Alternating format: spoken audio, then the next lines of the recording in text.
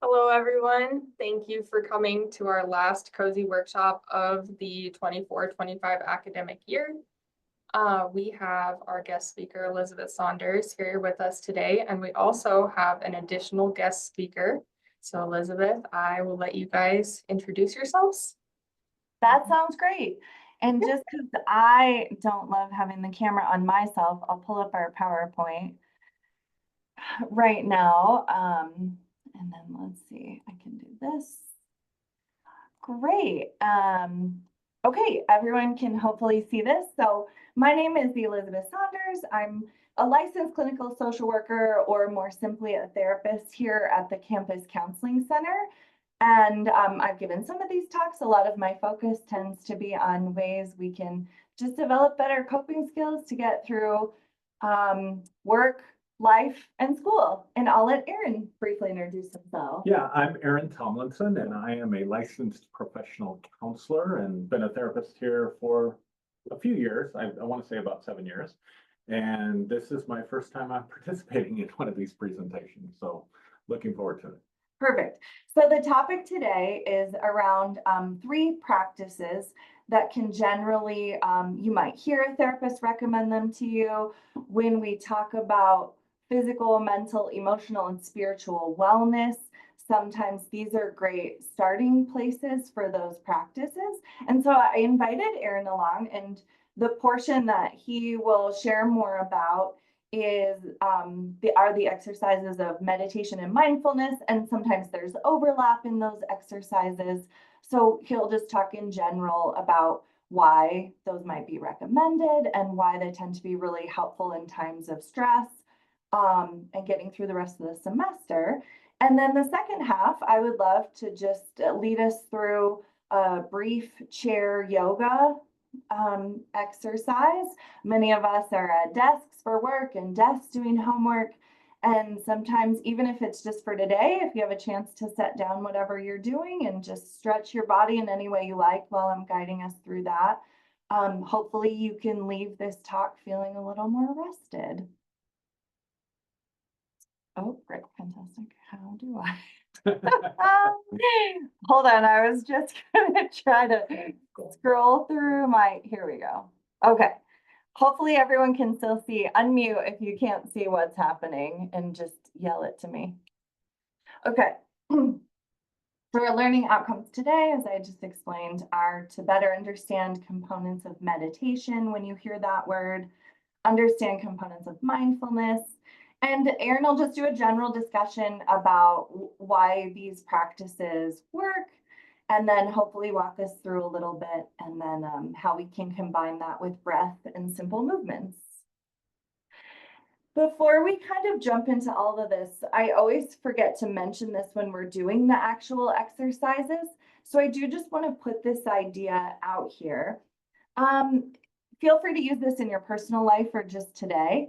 Anytime you try a new exercise, be it a meditation, mindfulness, moving your body in some way, a journaling exercise, maybe listening to an interesting talk, I like to just do a check-in with myself and maybe see how ruffled inside am I feeling. The words I use on this scale is how bothered am I feeling today by something, and just make a note on a scale. Sometimes we might do a little exercise, and because the change is not, say, a 10 to a 1, we might not feel like it's working. But if we do a little check-in and feel like maybe I'm an 8 today, like feeling a little agitated by my job and I've got all this stress going on, and then we do a little stretch and it goes down to a 7, that is still worth noting. And sometimes as we move down the scale with new practices, it can be fun to look back and note our progress. So what I would just invite you to do today is, if Aaron or I offer to do a little exercise with you all, maybe just take a moment to note where you are at the beginning of the exercise. And then when we conclude, I'll try to remind you, or if you think to yourself like, oh man, I think I did move down the scale a little bit, I'm feeling slightly less flustered. Okay, Aaron, do you want to talk a little bit about just all this stuff? Sure. Yeah. So we all know about stress, right? And I'm sure as college students, that is a part of your life on a daily basis. I mean, maybe not, but it certainly was for me when I was in college and still can be. And so we want to talk about managing stress, how that can help you, why that's important. But in order to do that, we need to just cover the basics of what stress is. And stress is a nervous system response. It's a response that happens, it's a chemical response that happens in your body. And when we talk about dysregulation, we're talking about moving into a stress, how should I say it? A consistent stress response. So your nervous system, your autonomic nervous system, regulates by switching back and forth between the sympathetic nervous system, which we call fight or flight, and the parasympathetic nervous system, which we call sort of rest and digest. And this is all connected with your breath, which we'll get to later. So in a regulated system, when you're inhaling, your body's actually going into or activating the sympathetic nervous system. When you're exhaling, it's activating the parasympathetic nervous system. So you can think about regulation or balance is like being sort of a teeter-totter that's kind of going back and forth with your breath. When you get dysregulated, you kind of tip over into that stress response and stay there, so that when you're exhaling, you're not bringing the balance back. So what happens, it's appropriately called the fight or flight response. There's actually 3 responses to it. There's fight, flight, or freeze. I might briefly cover each one of those in a minute. The point is that this is a survival mechanism that is built into us.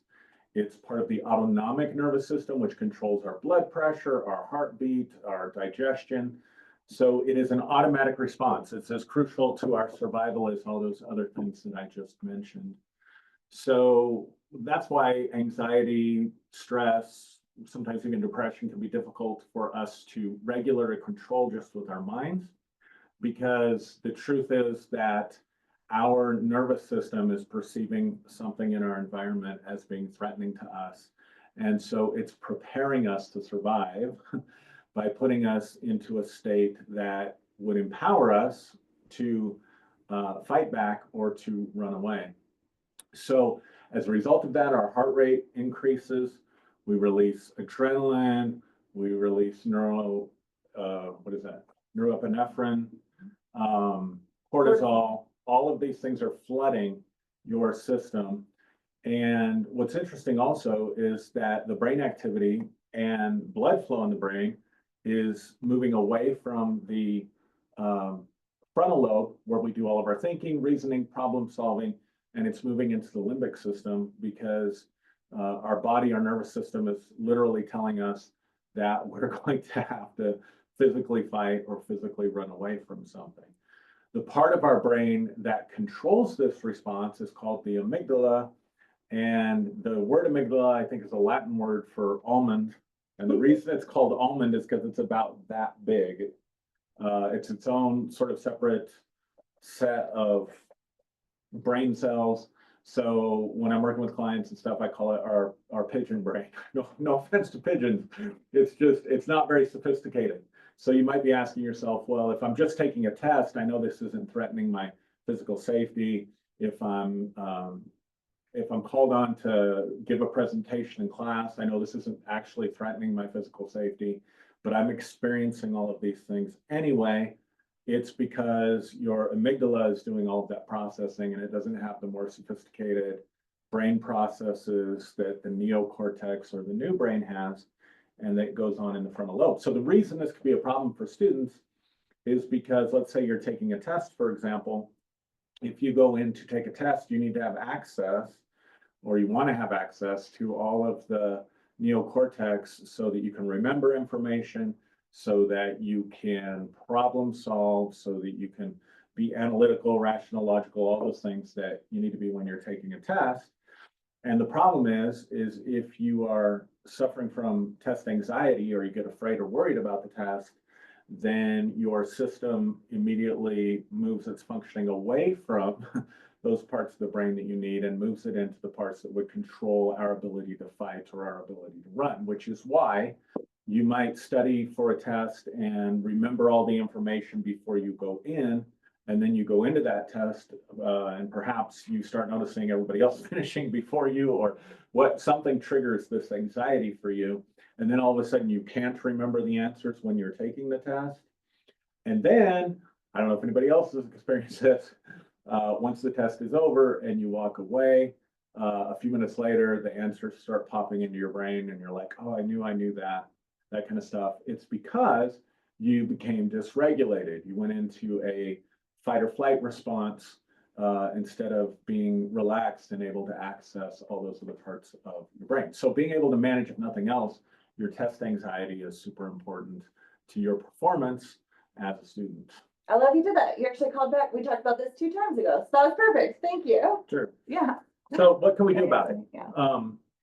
So just quickly, you are engaging the nervous system. So I want this to be very concrete. This isn't, sometimes, we talk about feelings and thoughts, they don't have substance to them, right? No one's ever seen a thought or seen a feeling and analyzed it under a microscope or something like that. But we can manage what's happening in our nervous system by engaging with it. And so you'll see on the slide here, the first thing that we say is to elongate our exhale. If I was seeing everybody, I might ask for a show of hands, not that you would have to do this or want to do this, but how many of you have ever had an anxiety attack, a panic attack, where you felt like you couldn't breathe? And typically what we do when we can't breathe is we try to inhale, because we're always starting with the inhale. What actually happens in a panic situation, when you understand that the inhale is what's activating the fight or flight response, and the exhale is what's activating the rest and digest response, what's happening is you're not exhaling, you're panicking, and so you're breathing in like that until your lungs get so full that there's not room for any more breath, and then it's like, oh, I can't breathe. The problem is you need to exhale very deeply. There's some forms of asthma, as I understand it, where the issue isn't so much not being able to get the air in, but you can't get the air out. And if you can't get the air out, obviously, there's no more space. So rather than just, if you're having these, if you're having an anxiety attack or a panic attack, rather than trying to just gasp for breath, you can force with your diaphragm. And I even teach people to put their hands right on their diaphragm and just exhale really hard to get the air out, and then to start regulating your breathing by slowing it down. So typically when we're stressed, we take very fast, very short breaths, and you can actually sort of turn off that stress response and activate more of that rest and digest response by slowing your breathing down. That will lower your blood pressure, all of that stuff. So what I teach people to do, rather than when we do a breathing exercise, rather than starting with the inhale, I always start with the exhale to make sure that all the air gets out. And also on each breath, then, as you're breathing slowly, if you elongate the exhale or exhale, breathe out for a second or two more. So you would count, let's say, to 4, breathing into 4, and then maybe breathe out to 5. So I count, 1, 1,000, 2, 1,000, 3, 1,000, 4, 1,000 on the inhale, and then 1, 1,000, 2, 1,000, 3, 1,000, 4, 1,000, 5, 1,000 on the exhale. So I'm beginning to tilt that sort of metaphoric teeter-totter that I was talking about in the other direction and away from the nervous, the fight or flight nervous system response. And then the second thing, do you want to talk about compassionate language for a minute, since it's on the slide? Yeah, of course.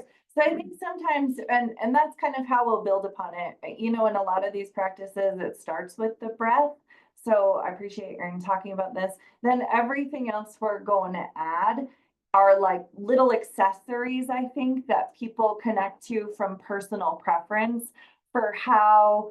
Because then sometimes, like Erin's saying too, if you've ever had a panic attack and you are only focused on your breath, then you get like all in your head about it and very worried about it. So then once we kind of know foundationally that our breath can help regulate our body, we can come up with different little exercises that we can do in conjunction with breath that kind of build upon that skill and help it work.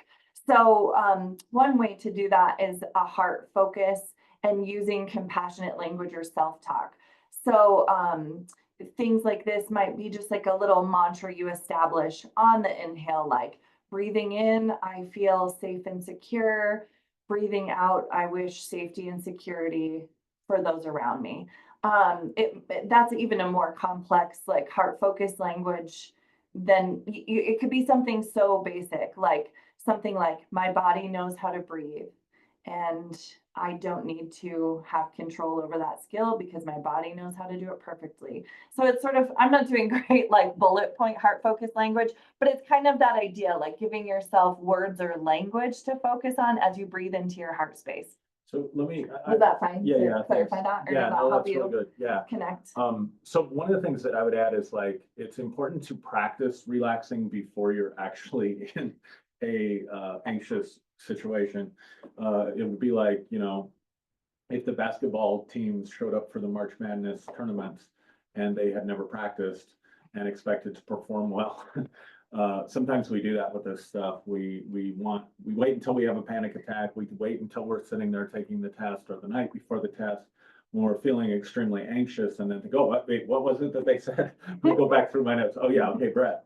And we all do that. We're all because we don't think that, you know, you can practice your stress management before you get into the game, before you get into a situation where you're going to be stressed out. You can practice bringing yourself into a place of relaxation. And so attaching a mantra that you stick with is really important because it'll kind of get built into your breathing muscle memory, if that makes sense. So for me, what I did for a long time was I would breathe in and I would imagine my heart space and breathing into that space. And then I would say to myself, I am breathing in relaxation. Oh, that's a great one. And then I would exhale, also imagining my heart space. So I would imagine myself getting filled. And the reason imagining is important is because you're taking your mind away from whatever it is that's stressing you out when you're doing that. So by speaking to myself and getting a different picture, then I can't be getting whatever picture or movie making kind of thing that's going on in my brain that's causing me to feel stress, taking my attention away from that. So I'm breathing in relaxation, imagining it going into my heart. And then I'll say, and I'm exhaling stress and tension. And then when I'm practicing this, I will on purpose focus on relaxing my body. So you'll learn where you carry your tension. People carry their tension in different places. Some people carry it up in their face and their jaw. Some people in their, you know, abdomen. Some people in their hips. I carry all of mine all the time, forever, right up here in my neck and back here. So I know if I'm tense, all I have to do is check in with that part of my body to know, okay, Aaron, you're pretty freaked out right now. So when I'm practicing away from this, I might take in my breaths, breathing in relaxation, and then releasing as I exhale all stress and tension. And I will try to, you know, really work out that stress and tension and feel that on the exhale. And what happens is you develop a habit. So now if I need to relax, if I feel stressed after having practiced this for a while, all I have to do is close my eyes, take a really deep, slow breath, and exhale. And I can feel my body just automatically relax because I've trained it to do that before I get into situations where I'm anxious. Perfect. So you linked us from heart focused language to include the importance of imagery. Do you want to say any more about that, or should we just go through then? No, Okay. I think we're good. And then do you want me to speak to Yeah, go ahead. safety? And then do you want to walk us through like a 2 or 3 minute or 5 minute or whatever Sure. little exercise of Yeah. just what you described? Yeah, sure. So I do always like to take a minute to talk about how important it is to feel safe anytime you are practicing these things. If you're doing it by yourself, just giving yourself permission to set these boundaries for around you in your space. If you do decide to practice with a friend or family member at home, feel free to have the confidence to enforce these boundaries for everyone around you. So the idea with these is our body feels safest when it's an invitation rather than directive. And that's even with yourself. So just inviting yourself, like, hey, self, like, we we should probably do this today, or maybe this might feel nice, rather than like, you said you were going to do this 5 days a week and you better get your meditation in. Like, we don't need to harshly parent ourselves in these practices. I think sometimes with these, we always have pictures of people with their eyes closed. To have the benefits of these practices, you do not need to close your eyes if you're not in a space where that feels safe to do so. The suggestion is that you can leave your eyes open with a soft focus, kind of gazing down maybe 2 feet in front of you near the ground. Again, no touching, adjusting of others. And if you ever participate in a class that's offering meditation, mindfulness, or yoga, know that that is a boundary you're allowed to enforce. Like if someone tries to approach you to adjust you, just telling them no, thank you. And most places are mindful of this, but I just like people to know. And then you're allowed to end or drop out of an exercise at any time. So I think sometimes too, you know, we sign up for a class or feel like we need to do it just perfectly. But if it's not working for you, it's not working for you. And there's nothing wrong with you as a person if you have to leave a class or stop an exercise early. And I think then before Aaron guides us in a little, I'm just going to do a quick check-in. Does anyone want to unmute themselves or type anything into the chat just while we're at a break point or have questions?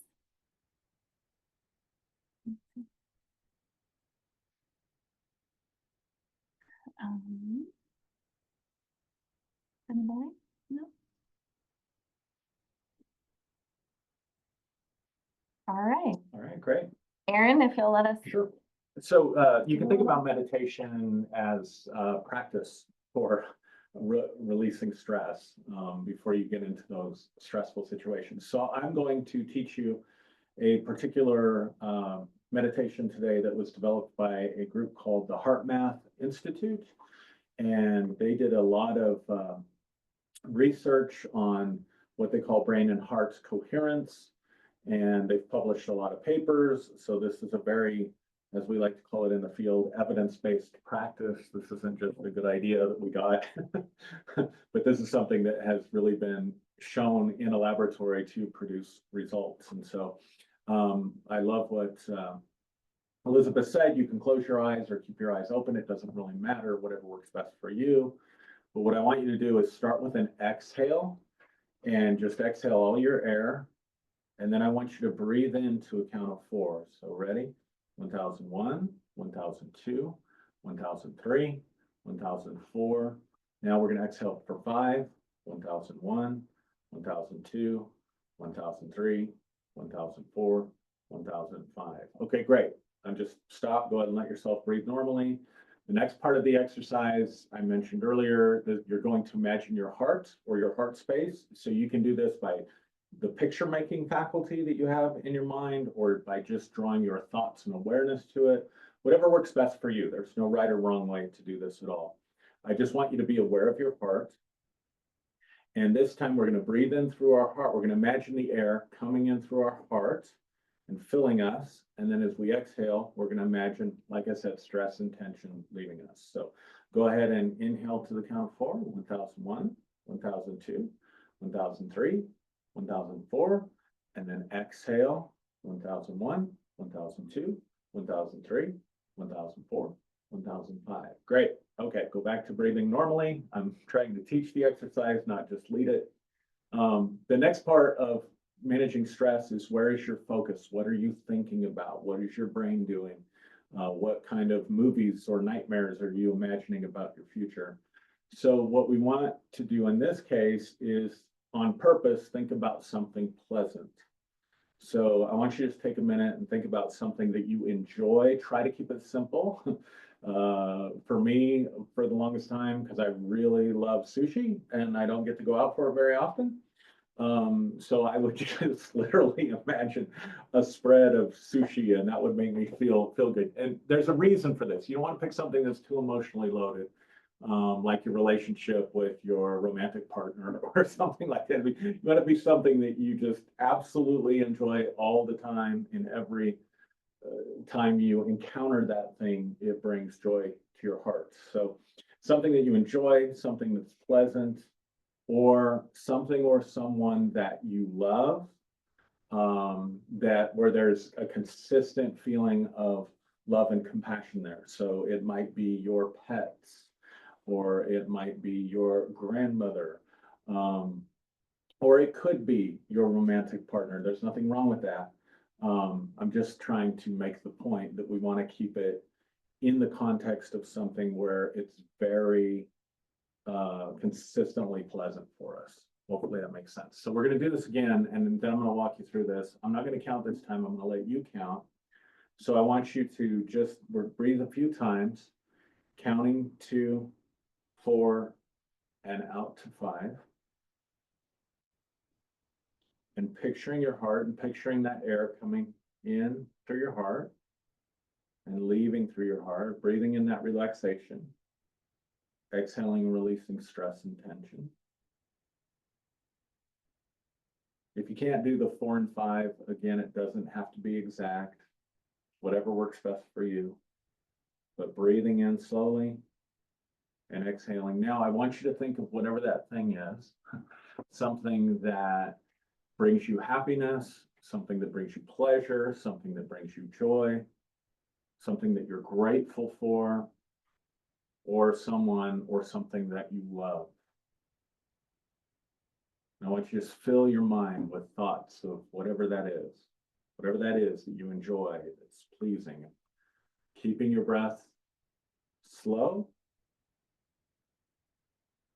and thinking about that person, place, or thing, or activity, whatever it is, until you can really feel that compassion, until you can really feel that pleasure, until you can really feel that love. And once you feel that, I want you to notice where in your body you feel that. So if I'm feeling good, if I'm feeling compassionate, if I'm feeling gratitude, where do I sense that in my body? And then I want you to focus on that feeling and try to hold that feeling in place. And if your mind begins to wander onto something else, just take it back to whatever it is that you enjoy. So for me, it's that spread of sushi rolls.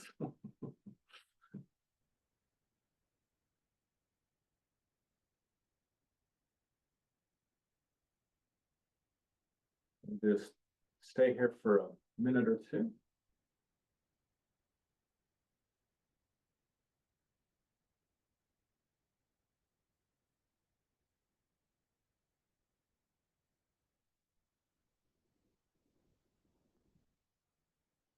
You should be feeling your state starting to shift as relaxation, something fun and pleasurable, something that you love. Ideas and thoughts of that fills your mind, those feelings, allowing yourself to feel those feelings, love and appreciation, goodness. And just notice your body shifting if you were in a stressful state into a more pleasant state. Notice that feeling. And then when you're ready, you can go ahead and if you have your eyes closed, you can open your eyes, sometimes rubbing your hands. Sometimes after an exercise like this, you need to bring yourself back into the room, so to speak. So you can rub your lap or your hands together, whatever it's going to be, right? Stretch. There's whatever's going to work for you to kind of bring you back into this space. But you should be able to notice a difference, right? So what you can do at the beginning, we talked about, pick something that is stressing you out, whatever that first slide was. Yeah, our scale. Yeah, first scale, a problem, situation, whatever it is, you don't have to go back to it. Yeah, good. Whatever is stressing you out, whatever you were thinking about at the beginning of the presentation when Elizabeth asked that question, and you could try doing this heart math exercise and then holding that space of relaxation, rest and digest, and going back and thinking about that problem and noticing how you experience it differently when you're not stressed out. So with that, I'm going to turn it back over to Elizabeth. Awesome. Thank you so much, Erin. That felt really lovely. And I just noticed Halka's comment to everybody that Halka started integrating movement, which is what we're going to do next. So I love that. These are Yeah. all just tools to Great. build one on top of each other. Does anyone else want to share or add anything while we're sort of at this natural break? I'll just give it a minute and I want to see. Where am I? No, I can't. Oh, there we go. Okay. So, perfect. On top of all of these things, part of what yoga does is it links movement to all of this foundation that Erin set for us today.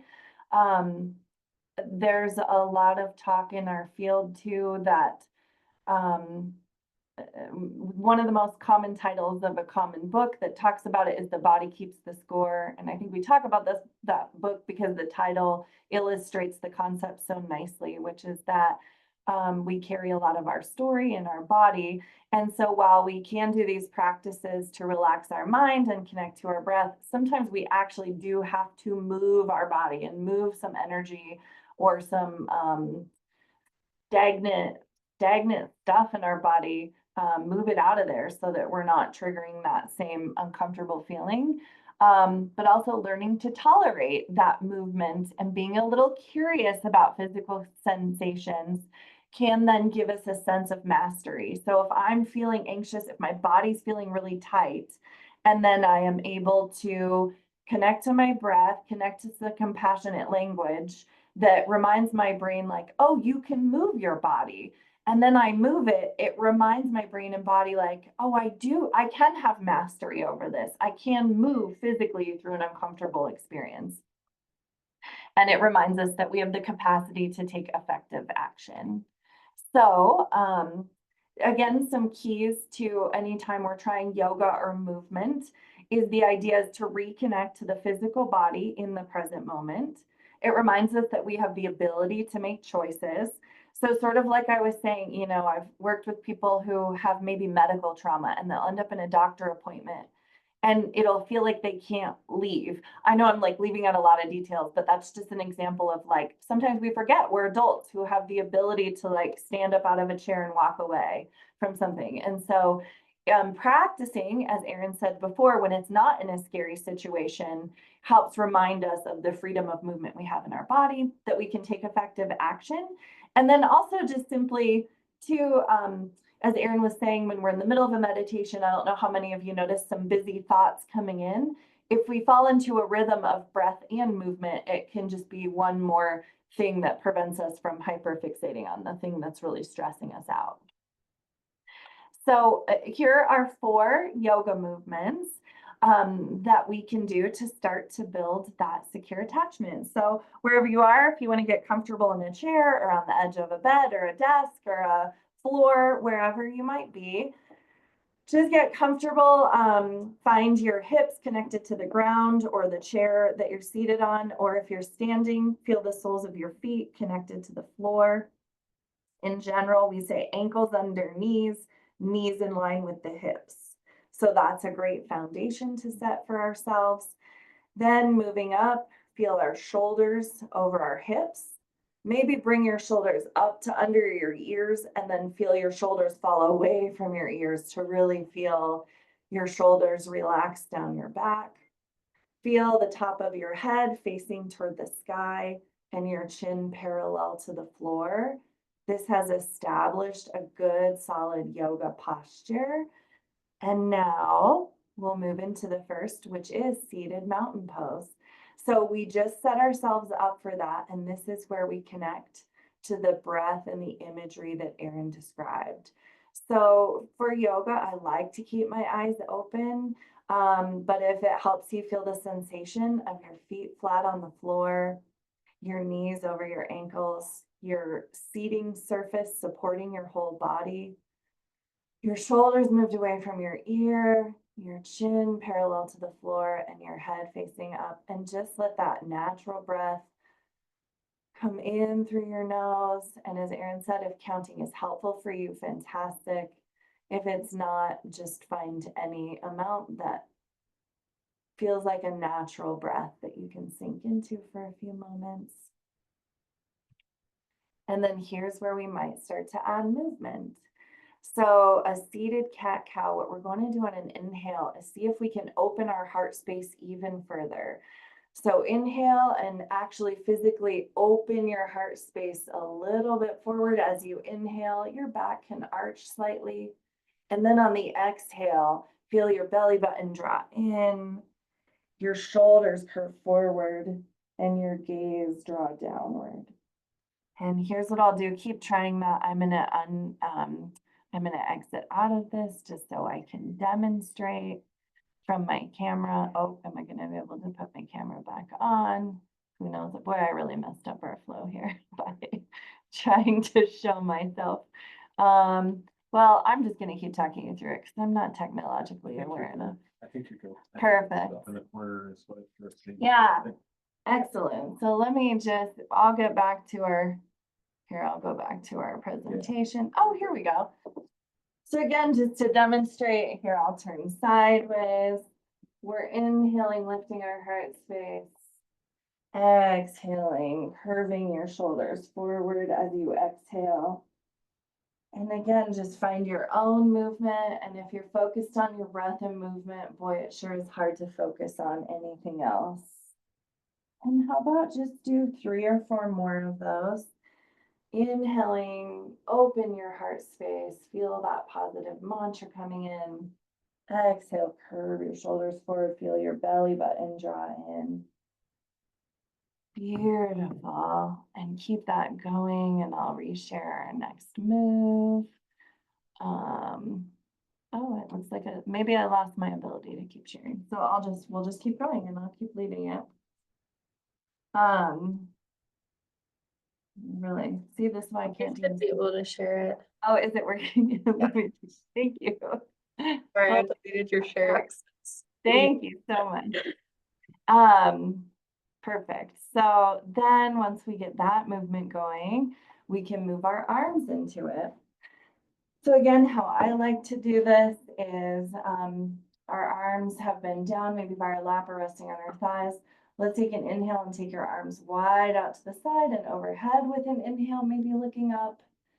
And exhale, take your whole torso forward over your lap and let your legs or your arms fall down to the floor. And again, we're matching breath to movement. So on an inhale, arms come up. This reminds our body we're allowed to take up space. I'm allowed to move my arms through the airspace around me. And then I can also fall forward and exhale and discharge any stress toward the ground as I breathe out. And let's do 2 or 3 more. Inhale, arms come overhead.